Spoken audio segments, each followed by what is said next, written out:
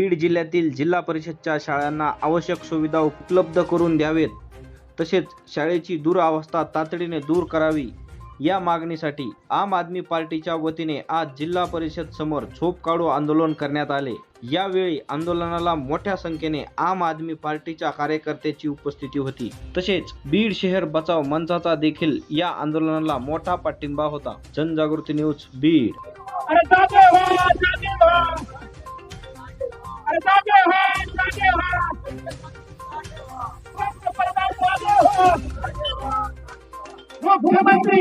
काय मागण्या असणार?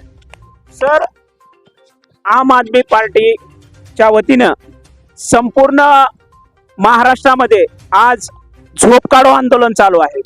आमच्या दिल्लीचे माजी उपमुख्यमंत्री माननीय मनीष सिसोदिया आणि दिल्लीचे शिक्षणाचे क्रांतिकारी यांनी जिथे जिथे आम आदमी पार्टीचं सरकार आलं तिथं तर आम आदमी पार्टीने शिक्षणाची क्रांती केली, परंतु जर देशामध्ये सरकार येण्याची वाट बघायची का शिक्षणाची क्रांती करण्यासाठी, तर म्हणून मनीष सिसोदियाने आम आदमी पार्टीच्या कार्यकर्त्यांना आदेश दिला की महाराष्ट्रामधील नव्हे तर देशातील जिल्हा परिषद शाळांची परिस्थिती काय आहे ते दाखवा आणि प्रशासनाला जागे करा।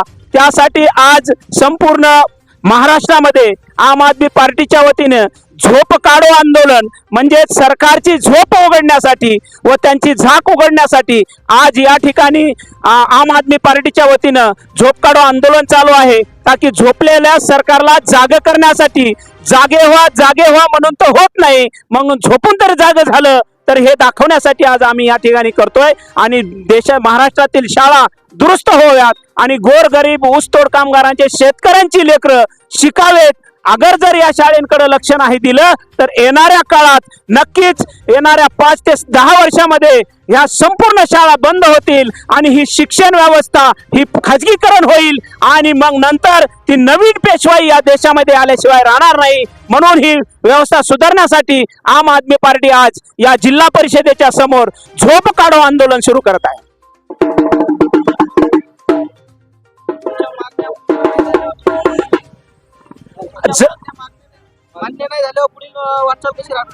आमच्या मागण्या मान्य नाही झाल्या तर आम्ही सरकारला हे तीव्र निदर्शने सर्व शाळांना एकत्रित करू, सर्व शिक्षकांना पालकांना एकत्रित करू आणि हा सरकारच्या नाकात दम आणल्याशिवाय राहणार नाही। पुढील दिशा ही आज तरी बसून आंदोलन आहे, झोपून आहे, पुढलं रस्त्यावरलं आंदोलन असेल हे आम आदमी पार्टीचं वचन आहे महाराष्ट्रासाठी। आज या ठिकाणी आम आदमी पार्टीच्या आंदोलनाला दखल घेऊन आज अधिकारी महोदय शिक्षण अधिकारी पुलारी साहेब आज या ठिकाणी त्यांचं निवेदन घेऊन आलेले आहे आणि आपल्या आंदोलनाला भेट दिली आहे। आपलं जे म्हणणं आहे आम आदमी पार्टीचं ते सरकारपाशी मांडतील आणि ते पाठवतील असं त्यांची आम्हाला साहेबांना विनंती करतो की बोलतो। आज आम आदमी पार्टीच्या वतीने जे 11 वाजून ते 2 वाजेपर्यंत 11 ते 2 या वेळेत 11 ते 2 या वेळेमध्ये देशभरामध्ये सर्व जिल्हा परिषदेच्या समोर आंदोलन सुरू केलेलं आहे। खरं तर हा विषय महत्वाचा आहे। शाळेमध्ये संख्या जिल्हा परिषदेची मोठी आहे आणि शासनाच्या वतीने सुद्धा निधीचा फार मोठा पुरवठा केला जातोय, पण तरी तो कमीच पडतोय शाळांच्या संख्येच्या मानाने आणि म्हणून आपलं आंदोलन हे आम्हाला रास्त वाटतंय। आम्ही त्याची दखल घेतली आहे, शासनापर्यंत आपली मागणी निश्चितपणे आम्ही पाठवत आहोत आणि त्याची दखल शासन घेईल असं वाटतं। आपण आता 2 वाजेपर्यंत आंदोलनात आहात, आंदोलनाला शुभेच्छा देतो आणि विषय चांगला आहे म्हणून आपलं अभिनंदन करतो आणि थांबतो। जय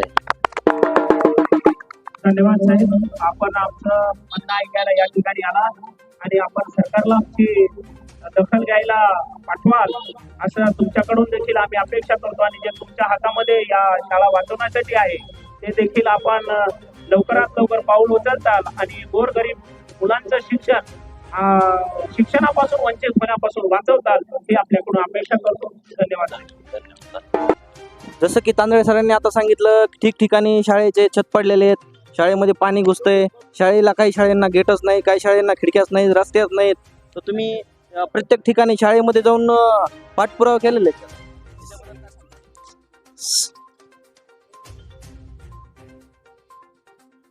सर, आम्ही तर पाठपुरावा केलेलाच आहे. आम्ही प्रत्यक्षात जाऊन आलो आहोत.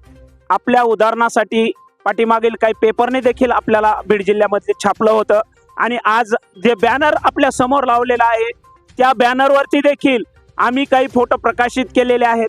जर आपल्याला ओरिजिनल पाहिजे असतील, व्हिडिओज पाहिजे असतील तर आम्ही देतोय.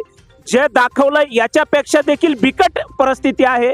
चला, ज्या ठिकाणी शाळा आहेत भिंत पडेल म्हणून लेकरं मरतील, पण असे काही शाळा आहेत 20-20 वर्षापासून की त्या ठिकाणी शाळा कमरे बांधलेले येत नाही. लिंबाच्या झाडाखाली, वडाच्या झाडाखाली, समाज मंदिरामध्ये अशा शाळा भरतायत. मग तिथं ना बाथरूमची व्यवस्था आहे, ना तिथं पाण्याच्या पिण्याची व्यवस्था आहे, ना विद्यार्थ्यांना बसण्याची व्यवस्था आहे, ना खिचडी शिजवण्यासाठी माणूस आहे. 5-5 वर्गासाठी एकच शिक्षक शिकवतो, पहिलीच्या वर्ग ते 5वीच्या वर्गापर्यंत. इथं दाखवण्यापेक्षा आणि पाहण्यापेक्षा याहून देखील भयानक अशी ह्या शाळांची अवस्था आहे. वास्तविक पाहता पाठीमागे 3 वर्षापूर्वी देखील आलो होतो या शाळेमध्ये. ज्या 3 वर्षापूर्वी जशी परिस्थिती आहे तशीच आहे. आणि विशेष म्हणजे या ठिकाणचं आम्हाला गेल्या वेळेस सरांनी सांगितलं होतं की हे छत पडलेलं असताना या बिल्डिंग मध्ये फरशी बसवण्यासाठी बजेट आलं आणि ती फरशी बसवण्यात आली, पण ह्या छत जे पडलेलं आहे ते नीट केलं नाही.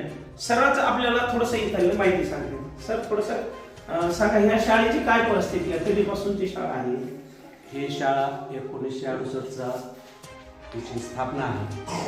तेव्हापासून आजतागायत अशा ठिकाणी शाळा भरते.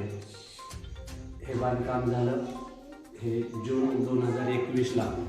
या ठिकाणी असा 3x3 असा छताचा गळून पडलेला भाग आहे. सगळीकडून पाणी पाऊस आल्याच्या नंतर इथं बसायला ठिकाण लागलं नाही. ऑफिसला कळवल्याच्या नंतर इंजिनियर साहेबांनी अहवाल दिला की ही रूम तुम्हाला बसण्या योग्य नाही, या ठिकाणी बसू नका. परंतु माझ्याकडे दुसरी पर्यायी व्यवस्था नसल्यामुळे मी सध्या वरंड्यामध्ये या ठिकाणी विद्यार्थ्याला अध्यापनाचं कार्य करतो.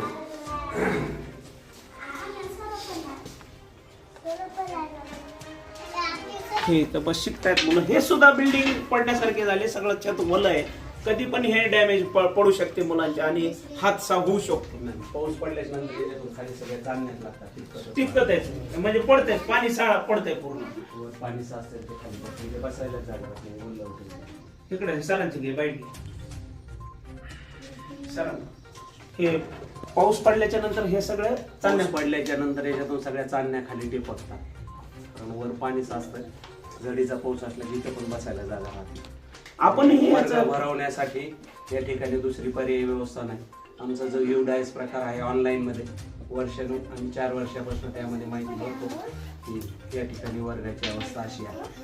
बाथरूमची व्यवस्था सर कसं आहे? बाथरूम आहे, कधी बांधलेला आहे, पण त्याला पाण्याची व्यवस्था नाही. पाण्याची व्यवस्था नाही म्हणण्यापेक्षा तो व्यवस्थित नाही, नुसता केलेला आहे स्ट्रक्चर. म्हणजे काहीच नाही म्हणायचं, नुसतं स्ट्रक्चर आहे. आम्ही तर सर्व शाळाचं इन्स्पेक्शन केलेलं आहे, परंतु काही काही शाळा, नगण्य शाळा अशा चांगल्या आहेत ज्या ठिकाणी गावानं त्यामध्ये इंटरेस्ट घेतलेला आहे, शिक्षकांना इंटरेस्ट घेतलेला आहे, त्या ठिकाणच्या शाळा चांगल्या आहेत. आणि ज्या ठिकाणी फक्त त्या नगण्य बोटावर मोडण्या एवढी शाळा चांगली असेल, परंतु 99% शाळांची परिस्थिती ही दुर्गम्य आहे. दुरुस्त करण्याची अत्यंत आवश्यकता आहे.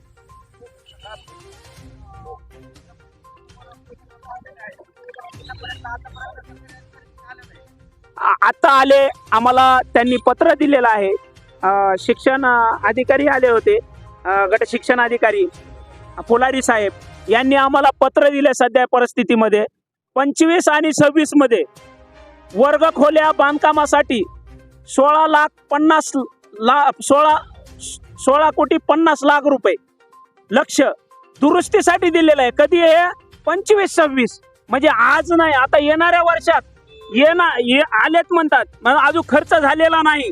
आणि ते म्हणतात 352 खोली बांधकामे मंजूर झालेत आणि 203 खोलीचे बांधकाम पूर्ण झालेले. पण काही ठिकाणी आम्हाला दिसलं की बांधकाम थोडे बहुत चालू आहेत, परंतु पूर्ण झालेले अद्याप आम्हाला दिसलेले नाही. म्हणजे आता यांनी आम्हाला दिलंय, आम्ही यांच्या RTIच्या अंतर्गत यांच्याकडून हे सगळ्या माहिती मागू आणि वास्तविक काय परिस्थिती आम्ही बघण्याचा प्रयत्न करणार आहोत. आम्ही आयुष्यभर ज्या क्षेत्रात कार्य करत आलो त्या क्षेत्राकडे लक्ष दिलंय, याचा मला खास आनंद आणि अभिमान वाटतो. म्हणून मी पहिल्यांदा आम आदमी पक्षाचे जिल्हाध्यक्ष आमचे स्नेही अशोकराव फौजीभाई येडे पाटील, आमचे दुसरे स्नेही शहराचे अध्यक्ष सादेक भाई आणि सर्व कार्यकर्त्यांचं, त्यासोबत शहरामध्ये आणि जिल्ह्यामध्ये ज्या काही विविध संघटना, एकंदर शहरातील आणि जिल्ह्यातील वेगवेगळ्या समस्या आहेत, त्या समस्याचं गाऱ्हाणं शासनाकडे ज्या त्या अधिकाऱ्यामार्फत पाठविण्याचं कार्य करतात. त्यापैकीच एक आम्ही गेल्या वर्षी स्थापित केलेला बीड शहर बचाव मंच, या मंचाचे निमंत्रक अध्यक्ष नितीन जायभाई देखील या ठिकाणी आहेत. त्याचाही मला आनंद वाटतो, कारण मी बचाव मंचाचा एक सदस्य आहे आणि मराठवाडा शिक्षक संघाचं आयुष्यभर काम केलं. त्यामुळे शिक्षणातली दुरावस्था आम आदमी पक्षाने जनतेसमोर आणली. परंतु फौजीभाई, आम्ही ही आयुष्यभर सहन केली हो. आयुष्यभर 34 वर्ष शिक्षणातली दुरावस्था अतिशय बारकाईने स्वतः त्या ठिकाणी कार्यरत राहून अनुभवलेली आहे. ही दुरावस्था केवळ विद्यार्थ्यापुरती मर्यादित नाहीये, ती पालकाची देखील दुरावस्था करणारी आहे. शिक्षणात बालकांचं शिक्षण घेण्यामध्ये ती देखील दुरावस्था आहे.